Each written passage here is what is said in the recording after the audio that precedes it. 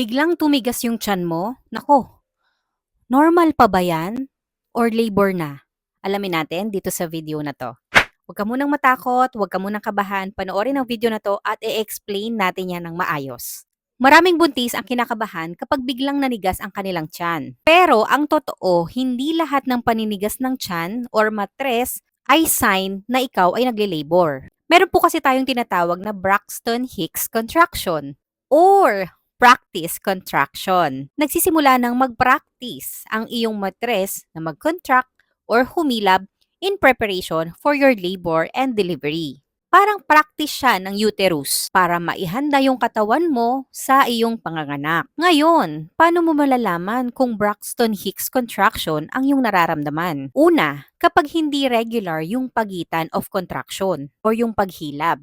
Number 2, madalas na nawawala ito kapag ikaw ay nagpahinga, uminom ng tubig or magpalit ng posisyon. Number 3, mas ramdam mo na uncomfortable ka kesa yung ramdam mo yung sakit.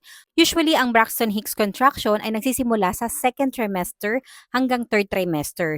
Kung nasa first trimester ka or early pregnancy, iba ibig sabihin nun. Kaya kailangan mo magpatingin sa OB. So, paano mo naman malalaman kung ito ay totoong labor pains na? Ito po yung mga sign. So, tandaan mo to ha. Number 1, regular contraction. Ibig sabihin, mas madalas at mas regular ang interval of contraction. At papalapit na ng papalapit yung pagitan or yung agwat ng interval.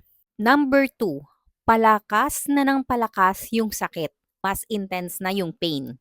Number 3, hindi nawawala kahit ikaw ay magpahinga or uminom ng tubig. And number 4, ito kailangan mo siyang i-note, maaring may kasama siya ng pagputok ng panubigan, paglabas ng mucus plug, or bleeding. So ito yung mga symptoms na hindi na siya Braxton Hicks. Isa na siyang labor. So ito yung important reminders na kailangan mong i-note. Kung mababa sa 37 weeks ang iyong pagbubuntis at nakaranas ka ng regular contraction na nabanggit ko kanina, na may kasamang pagdurugo or bleeding, pumutok na rin yung panubigan or nababawasan yung paggalaw ni baby, ayan, magpatingin ka na sa OB or pumunta sa ER, diretso na agad. Normal ang Braxton Hicks contraction sa maraming buntis. Pero mas mabuti na ring magpakasigurado, lalo na kung hindi ka sigurado sa nararamdaman mo. So kung hindi mo pa rin ma-identify or ma-differentiate kung ano yung pagkakaiba ng labor pains sa Braxton Hicks contraction or sa practice contraction, inform your doctor, call your doctor, or punta ka na lang sa ER. So ikaw na buntis ngayon, na-experience mo na ba na manigas ang iyong tiyan? Ilang weeks ka nung naramdaman mo yon?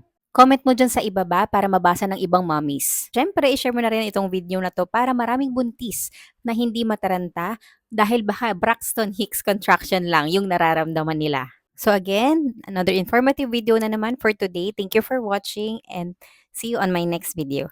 Bye!